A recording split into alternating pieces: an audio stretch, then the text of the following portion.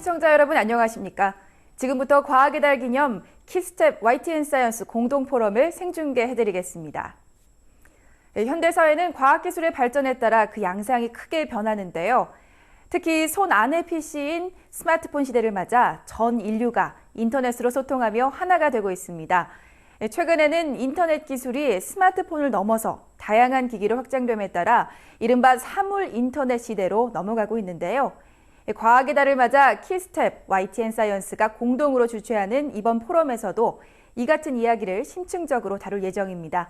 그럼 취재 기자와 함께 자세한 이야기 나눠보도록 하겠습니다. 양회영 기자 나와 있습니다. 안녕하세요. 네, 안녕하세요. 네, 먼저 이번 공동 포럼의 주제가 사물 인터넷인데요. 먼저 사물 인터넷이 무엇인지에 대해서 알아봐야겠죠? 네, 그렇습니다. 이 인터넷이라는 건요, 우리가 이 PC 통신이나 혹은 뭐 스마트폰 이런 어떤 기기를 통해서 인간이 어떤 기계를 통해서 또 다른 인간과 연결을 하는 거잖아요. 네. 지금 현재 인터넷을 사용하고 있는 이 이제 인터넷을 사용하고 있는 사용자가 한 20억 명이 된다고 하고요. 네. 실제로 이 모바일, 그러니까 스마트폰을 이용해서 모바일 인터넷을 사용하는 사람은 40억 명이나 된다고 합니다. 그만큼 전 세계인이 인터넷으로 하나로 연결되어 있는 건데요. 이 사물 인터넷은 지금의 이 인간과 기계가 연결되어 있는 이 기본적인 인터넷에서 더 나아가서 사물과 사물, 그러니까 뭐 전자제품, 그리고 자동차, 건물, 도로와 같은 사물과 사물끼리 인터넷을 통해서 다양한 정보를 주고받고요. 이 정보를 주고받은 것을 바탕으로 이 활용도 해 나가는 것을 사물 인터넷이라고 합니다.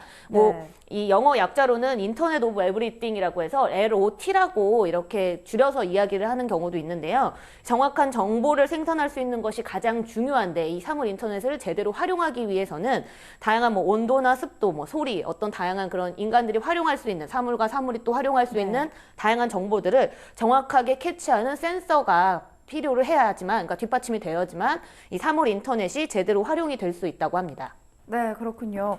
이번 포럼에서는 또 사물 인터넷이라는 주제에 맞춰서 4가지의 주제가 발표가 있다고 들었는데 먼저 어떤 이야기가 오고 갈지 살짝 이야기해 주시죠. 네, 우선은 전반적으로 이 4가지가 어떤 건지부터 먼저 좀 짚고 넘어가면요. 우선 첫 번째 총 4가지 주제 발표 중에 첫 번째 주제 발표는 스마트 헬스케어입니다. 네. 이 스마트 헬스케어가 네, 스마트 헬스케어 같은 경우에는요, 정보업체의 이 김홍진 본부장님께서 나오셔서 이 스마트 헬스케어에 관련된 부분이 나올 거고요. 이 두 번째로는 농업 진흥화 부분, 인터넷을 활용해서 영농을 어떻게 하면 더 살려낼 것인가, 이거에 대한 내용이 있습니다. 네. 이거는 이제 국립농업과학원의 김상철 박사가 관련된 내용을 발표할 겁니다. 우리가 앞서서 좀 2가지를 먼저 얘기를 해보면 스마트 헬스케어 같은 경우에는 이 사물 인터넷이 가장 먼저 활용될 분야라고 꼽히는 부분 중에 또 하나인데요. 네. 이 스마트 헬스케어 같은 경우에는 집에서 원격 진료를 할 수 있다거나 최근에 논란이 많이 있었던 원격 진료도 가능해질 수 있고요. 그리고 스마트폰에서 요즘에 이제 뭐 혈당 체크라든지 지문 인식이나 뭐 심장 박동을 통해서 건강을 체크하는 것도 어떻게 보면 사물 인터넷을 이용한 헬스케어, 스마트 헬스케어라고 볼 수 있습니다. 네. 이 두 번째로 말씀드렸던 이 농업의 진흥화, 인터넷을 이용한 영농 같은 경우에는요. 우리가 이 농업에서 사실 정말 중요한 게 햇볕과 물인데요. 네. 언제 물을 주는지,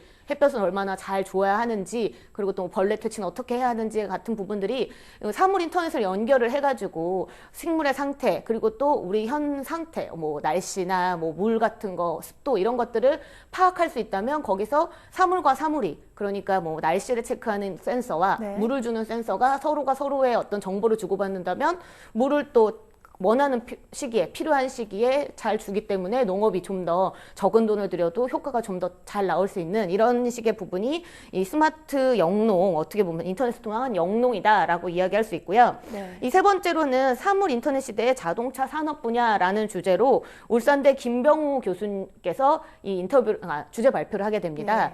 아까 말씀드렸다시피 이 자동차 산업 분야 같은 경우에는 사물 인터넷에 가장 발빠르게 나서고 있는 분야거든요.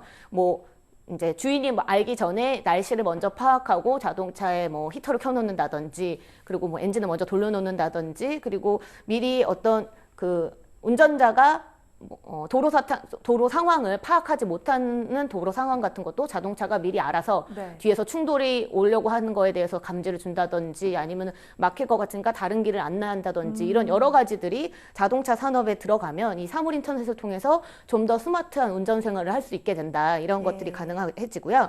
이 마지막으로 사물 인터넷과 커넥티드 경제라고 해서 이 키스텝의 차도원 실장이 발표를 하게 됩니다. 이 사물 인터넷이 도입이 되고 나면 전반적으로 사회 경제가 어떻게 발전할 수 있는지 그리고 이 부분에 대해서는 사실 이 장점도 있겠지만 이 사물 인터넷 같은 경우에는 단점도 생길 수도 있거든요. 그래서 충분히 이야기 나눠볼 만한 주제라고 생각합니다. 네, 이 자세한 이야기는 지금 포럼이 열리는 현장 연결해서 사물 인터넷 시대에 대한 전문가들의 이야기 직접 들어보도록 하겠습니다. 사에 대한 묵념의 시간을 갖고 시작하도록 하겠습니다. 희생자를 기리고 실종자 가족을 애도하며 전체 묵념.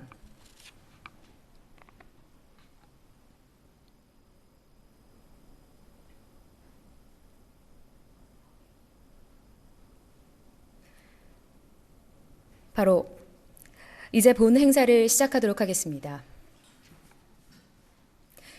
불과 20년 전만 해도 누가 스마트폰 시대를 예상을 했을까요? 하지만 이제는 스마트폰 없이는 생활할 수가 없는 시대가 도래를 했습니다. 사물에게 소통의 능력을 부여하는 사물 인터넷 시대. 놀랍지만 곧 우리 삶 곳곳에 파고들 현실이고 또 현재 진행형인 발전 동력입니다. 이번 포럼은 차세대 성장 동력으로 크게 주목받고 있는 사물 인터넷이 바꾸게 될 우리의 미래상을 한번 짚어보고 또 산업구조의 변화와 발전 전략을 다 함께 고민해보기 위해서 마련되었습니다. 4월 과학의 달을 맞아 뜻깊은 행사를 마련해 주신 한국과학기술기획평가원 키스텝과 YTN 사이언스에 깊은 감사를 드립니다. 그럼 지금부터 개회식을 시작하도록 하겠습니다. 먼저 박영하 한국과학기술기획평가원 원장님의 개회사가 있겠습니다. 박영하 원장님을 단상 위로 모십니다. 큰 박수 부탁드립니다.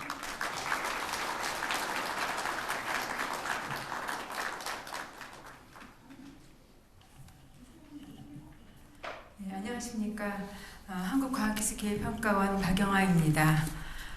무엇보다도 근본 세월호 희생자 그 가족 여러분께 심심한 애도의 뜻을 표하며 실종자 여러분들이 어서 기다린 가족의 품으로 무사히 돌아오기를 기원하는 마음으로 본 행사를 시작하고 싶습니다. 바쁘신 와중에도 과학의 달 기념으로 마련한 키스텝 YTN 사이언스 공동 포럼에 참석해 주신 모든 분들께 진심으로 감사드립니다. 먼저 이번 포럼을 공동으로 마련해 주신 배석규 YTN 대표이사님, 류희림 YTN 사이언스 본부장님께도 진심으로 감사의 말씀을 드리고 싶습니다. 아울러 오늘 포럼의 발표를 맡아주신 김홍진 인성정보본부장님, 김상철 국립농업과학원 박사님, 김병우 울산대 교수님을 비롯해 토론자이신 한정호 YTN 사이언스 부장님, 마은정 포항공대 교수님, 표철식 한국전자통신연구원 책임연구원님, 송민정 KT경제경영연구소 수석연구원님께도 감사드립니다. 올해 과학의 달을 맞아 한국과학기술기획평가원과 YTN 사이언스는 최근 새로운 성장 동력으로 주목받고 있는 사물 인터넷이 가져올 미래 사회의 변화와 그 변화 안에서 산업들이 맞이하게 될 도전과 기회에 대한 논의의 장을 마련하게 되었습니다. 현재 우리는 손안의 스마트폰을 통해 시공을 뛰어넘어 모든 인류와 연결된 사회, 즉 인터넷 오브 피플 시대에 살고 있습니다. 많은 사람들이 이제 곧 기기와 기기가 연결되는 사물 인터넷 오브 싱스 시대를 예견하고 있습니다. 인터넷과 IT 기술이 결합되어 제2의 디지털 혁명이 시작되고 있는 것입니다. 사물 인터넷은 사람과 사물, 사물과 사물이 대화하듯 정보를 주고받으며 사물이 스스로 주변 환경을 인식하고 분석해 우리에게 필요한 서비스를 스스로 제공합니다. 이러한 상상 이상의 편리함과 더불어 산업 간의 융합과 혁신적 변화를 통해 이제껏 존재하지 않았던 제품과 서비스, 그리고 부가가치를 창출할 것으로 기대하고 있습니다. 우리 정부는 그동안 기반을 다져온 ICT 분야는 물론 기존 제조업 등 BIT 기업이 융합과 혁신을 통해 새로운 꽃을 피우고 열매를 맺을 수 있도록 사물 인터넷을 창조 경제의 핵심 동력 중 하나로 추진하고 있습니다. 이러한 사물 인터넷 서비스가 활성화되기 위해서는 인터넷 연결을 가능하게 하는 디바이스에서 작동할 수 있는 소프트웨어, 인터넷을 연결하는 통신망, 데이터를 저장하고 관리하는 데이터 센터 등 ICT 전반의 기술 발전과 상용화 전략을 수립하고 법, 제도 개선을 포함한 맞춤화된 정책 개발이 반드시 필요합니다. 또한 자동차, 헬스케어, 농업과 같은 기존 BIT 산업들은 이러한 변화를 새로운 기회로 인식하고 IT 산업과 융합을 통해 새로운 제품과 서비스를 창출하려는 노력을 기울여야 합니다. 이러한 것들이 뒷받침될 때 사물 인터넷이 산업과 융합을 통하여 21세기 새로운 문명을 만들고 또한 창의적 아이디어에 기초한 중소 벤처기업의 새로운 성장 동력을 제공함으로써 창조경제 활성화에 이바지할 수 있을 것입니다. 친애하는 기빈 여러분, 오늘 포럼은 비단 과학기술계뿐만 아니라 산업계, 언론계, 인문사회계 등 여러 분야의 전문가가 함께 모여 새롭게 다가올 사물 인터넷 시대를 전망하고 기술 개발은 물론 산업과 관련 정책의 방향을 제시하고 논의하는 매우 뜻깊은 자리가 될 것입니다. 아무쪼록 오늘 포럼에 적극적으로 참여해 주시고 다양한 의견을 제시해 주기를 부탁드립니다. 키스텝은 여러분들의 소중한 아이디어와 의견을 과학기술 정책에 반영하기 위해 노력하겠습니다. 다시 한번 바쁘신 중에도 참석해 주신 모든 분들께 감사드립니다. 한국과학기술교육평가원 박영하 원장님 말씀 감사합니다. 이어서 류희림 YTN사이언스 본부장님의 축사가 있겠습니다. 류희림 본부장님을 큰 박수로 모시겠습니다.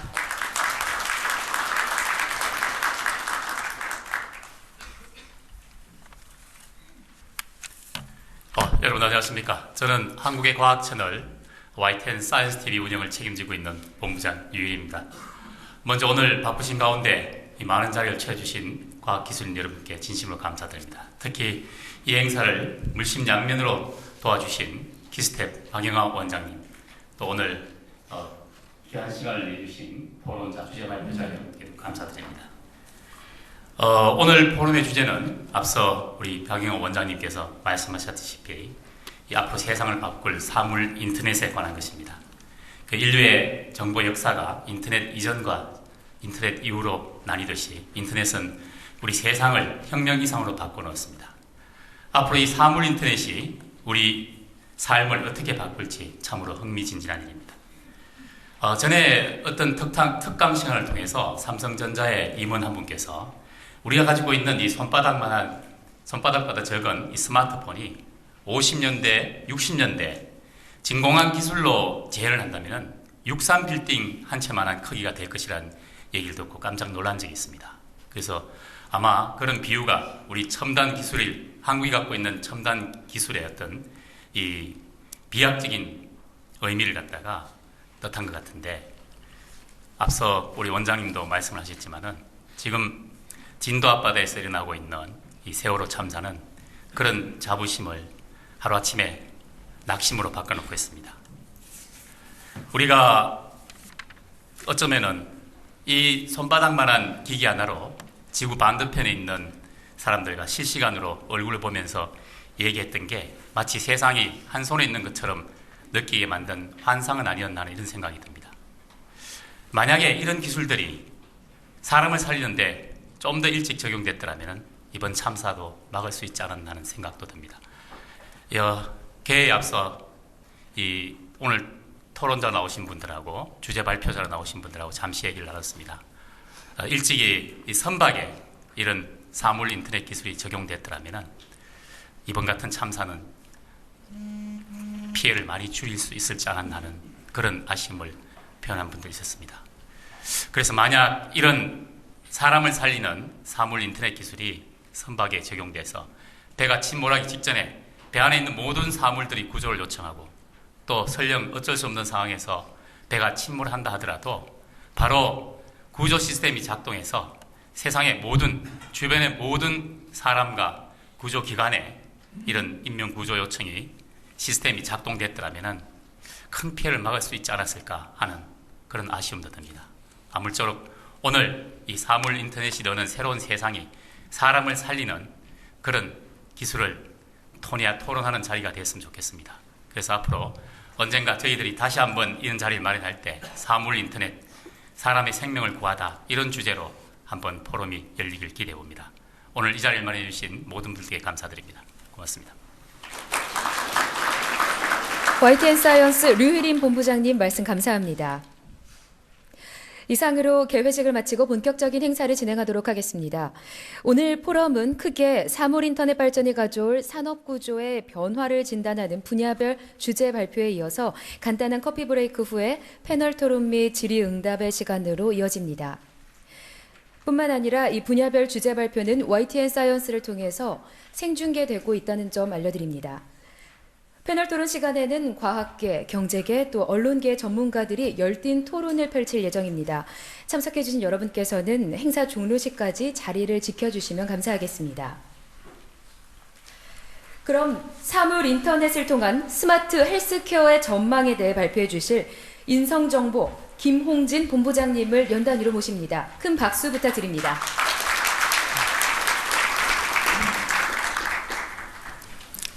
네, 반갑습니다.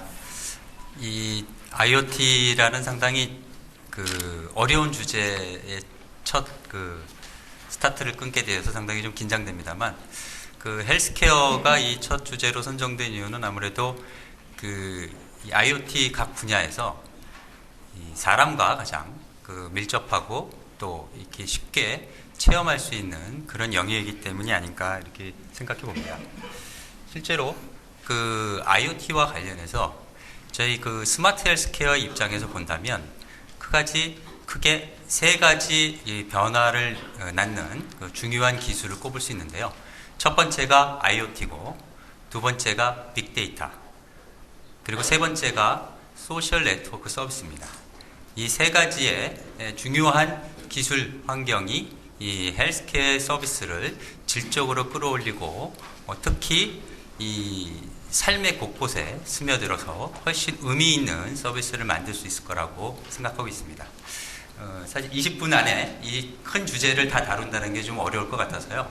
IoT와 관련된 좀 핵심적인 내용 중심으로 말씀드리겠습니다.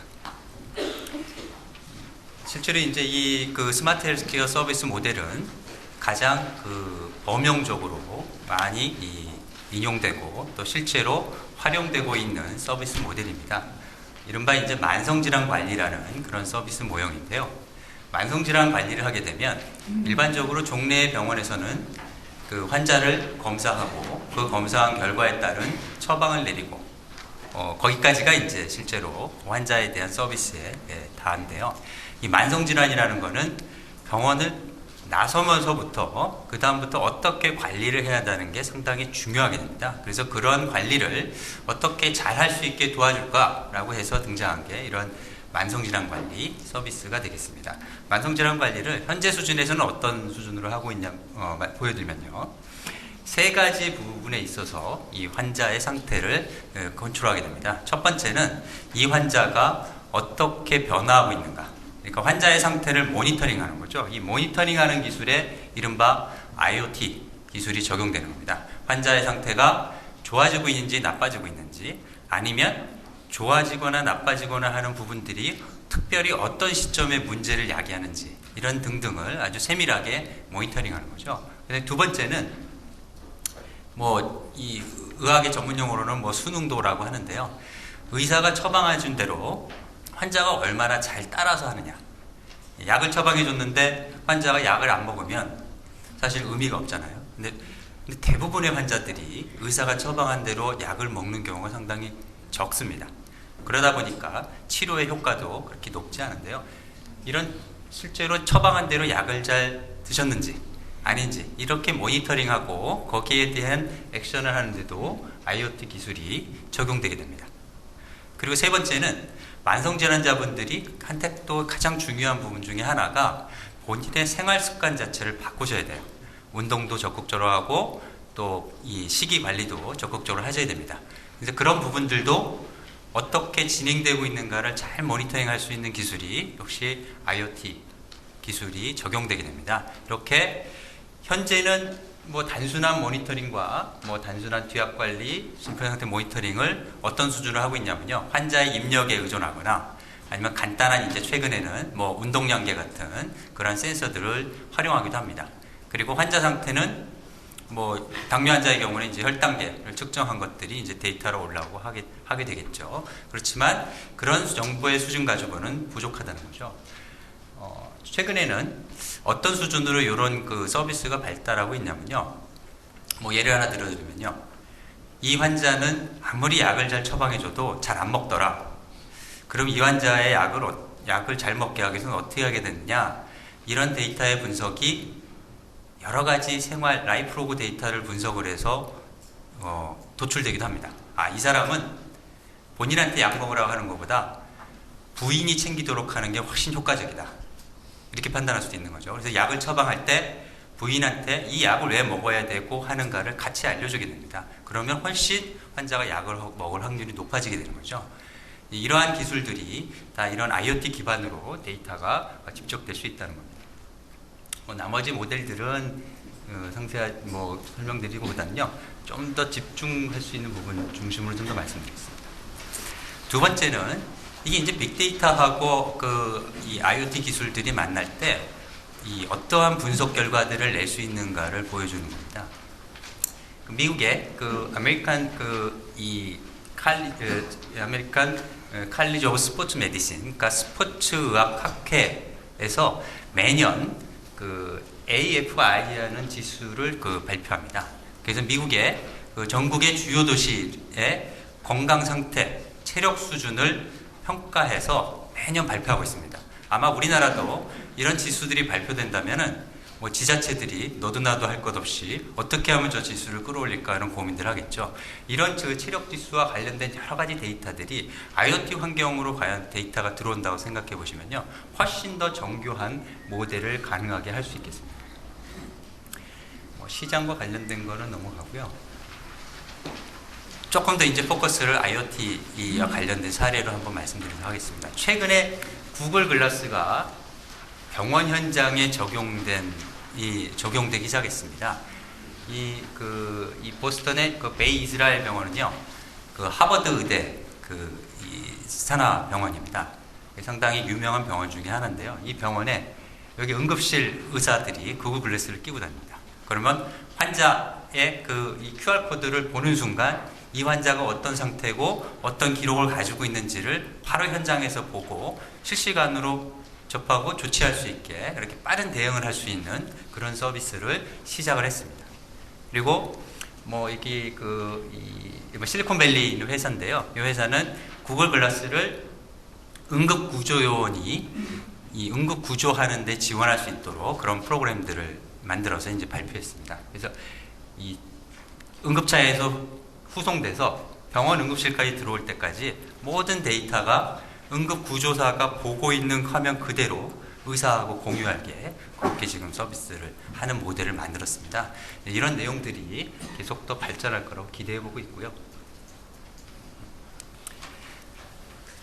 사실 정리해서 말씀드리면요, IoT와 헬스케어의 가장 중요한 접점이 한 3가지 정도 포인트가 있습니다. 첫 번째는 앞에서도 말씀드렸듯이 라이프 로그가 헬스케어 데이터와 결합됐을 때 실제로 많은 역할들을 하고 있습니다. 이 환자가 과연 의사가 처방한 대로 반응할지, 아니면 어떠한 새로운 변수가 들어올지. 미국의 한 병원에는 이 데이터 분석 기법들이 어느 정도로 현장에 적용되냐면요, 환자가 딱 입원하면 이 환자는 입원 기간 동안 자살을 시도할 확률이 몇 %다, 이런 데이터까지 막 나옵니다. 그러면 그 자살할 확률이 높은 환자들에 대해서는 특별한 관리를 기울이게 되겠죠. 이게 바로 의무 데이터뿐만 아니라 여러 가지 데이터들이 같이 들어올 때 훨씬 더 환자에게 고차원적이고 그리고 적합한 서비스를 할 수 있게 된다라는 걸 의미합니다. 그래서 라이프로그와 그 PHR의 결합이 상당히 헬스케어 서비스의 모형을 바꿀 거다라는 거고요. 두 번째는 IoT를 통해서 실제로 환자가 어떻게 반응하고 행동하는지를 추적해낼 수 있습니다. 그런 결과 이 환자의 모니터링이나 관리상에 여러 가지 발생하는 문제들을 사전에 감지하고 예방하고 조치할 수 있는 그러한 기반이 될 수 있다는 거죠. 그 다음에 세 번째는 사실 저는 이 부분에 대해서 상당히 주목하고 있습니다. IoT하고 헬스케어가 만날 때 상당히 중요한 거는요. 소셜 커뮤니케이션을 활성화시키는 아주 중점적인 역할을 할 것이다 라는 겁니다. 이 부분은 이 다음 장에 더 자세히 말씀드리겠습니다. 이 왼쪽 모형이 현재의 서비스 모델입니다. 환자가 딱 있으면요, 이 환자보다 전문가가 뭐 해라, 뭐 해라, 뭐 해라, 뭐 하면 안 돼, 이렇게 관리하고 단방향으로 푸시하는 그런 형태의 매니지먼트형 모델입니다. 근데 이런 모델은요, 이 이제 전형적으로 병원에서 이루어진 모델입니다. 환자가 무슨 부상을 당했다. 그럼 쭉 들어와서 병원에 들어온 순간부터는 나갈 때까지는 의료진의 관리하에서 쭉 프로세스로 돌아서 직접 해서 단기간에 치료하고 내보내는 형태의 모델입니다. 그 모델일 때는 이게 맞죠. 그런데 앞에서도 말씀드렸듯이 만성질환의 영역에서는 이 모델이 잘 성립하지가 않습니다. 왜냐하면 만성질환을 제대로 치료하고 관리하기 위해서는요, 병원에서 와서 뭐 하느냐는 전체 영역의 5%도 안 됩니다. 나머지 95%는 실제로 환자의 생활 현장에서 일어나고 그 환자의 생활이 적절하게 관리되고 또 바람직하게 유지되어야만 되는 영역이 이런 만성질환 관리거든요. 그럼 이런 만성질환 관리는 어떻게 해야 되냐? 의사, 간호사와 같이 전문적인 의료인이 옆에 붙어서 관리할 수가 있느냐? 불가능하다는 거죠.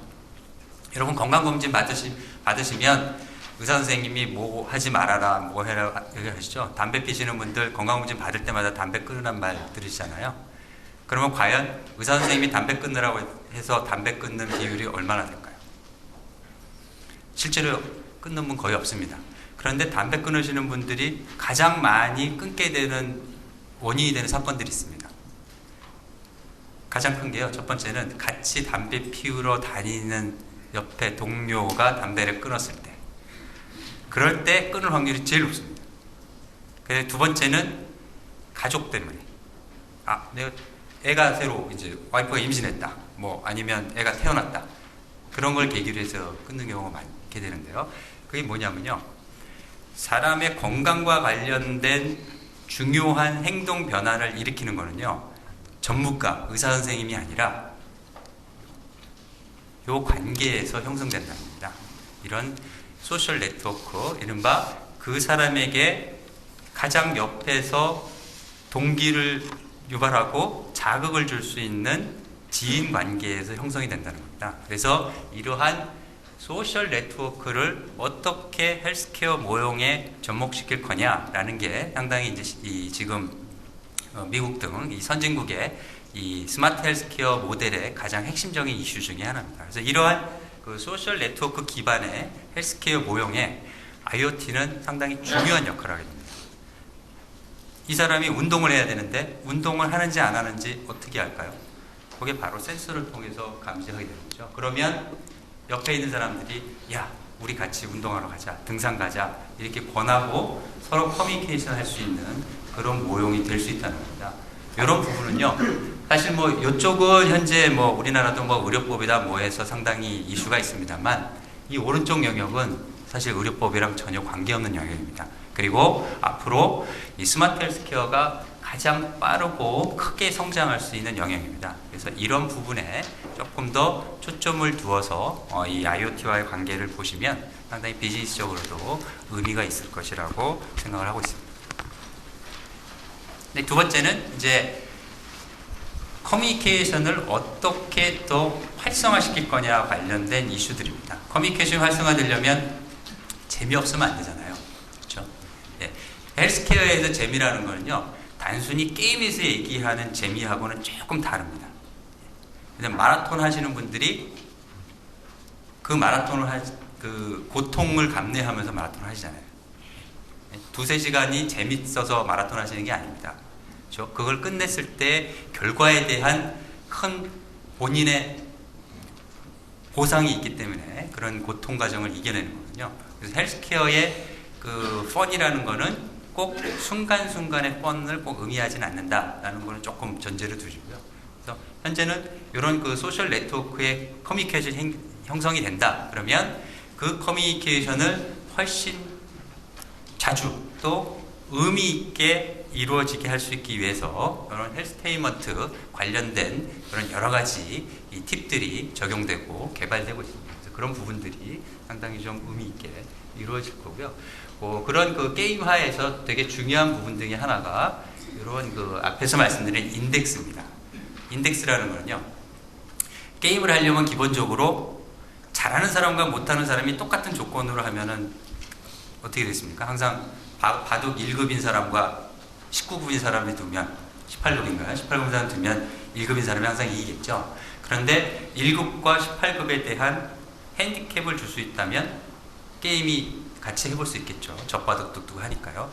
그런 의미라는 거는요, 기본적으로 그 게이미피케이션의 기법을 도입하기 위해서는 중간에 이 사람의 건강 상태를 분석하고 평가하기 위한 그런 인덱스 모형이 상당히 중요하다는 겁니다.